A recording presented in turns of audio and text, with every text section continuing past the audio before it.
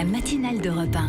Nikos Aliagas. Coup d'œil à l'international avec Vincent Hervouet, Nikos. Cher Vincent Hervouet, hier les Pays-Bas ont révélé qu'ils avaient expulsé au printemps 4 agents russes qui tentaient de pirater le système informatique du laboratoire analysant le Novichok. C'est ce fameux poison qui a failli tuer Sergueï Skripal. Oui, la nouvelle incarnation du mal s'écrit en 3 lettres. Le GRU, comme il y avait jadis, le GPU, dont les tueurs traquaient les Russes blancs dans toute l'Europe. Le GRU, c'est le service de renseignement militaire et son bras armé, les Spetsnaz, l'équivalent du service action, de tous les organes de sécurité qui font l'état profond en Russie. C'est le plus discret et visiblement le plus maladroit. S'il perdure depuis un siècle pourtant, c'est qu'il a su s'adapter. Les militaires russes ont ainsi investi le nouveau champ de bataille.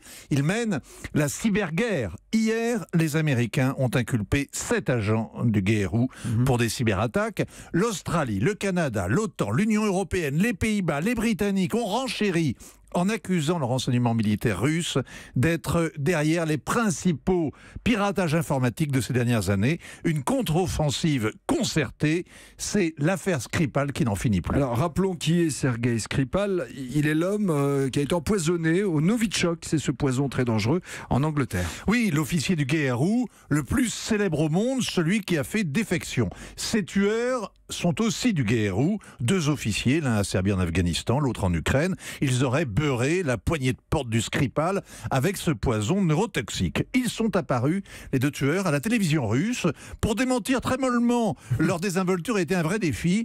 Les Russes ont, semble-t-il, cessé de mimer la grande scène de l'innocence indignée.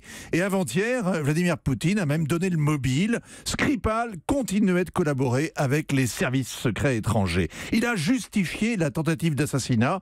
C'est un traître à la patrie. Une ordure purement et simplement. Et alors, a-t-il conclu, comme un caïd qui défie le monde de réagir après un règlement de compte au coin de la rue. Le tir groupé des Occidentaux hier est la réponse à ce défi du Kremlin. L'affaire Skripal vraiment ne fait que commencer. Vincent Hervouet sur Europe 1.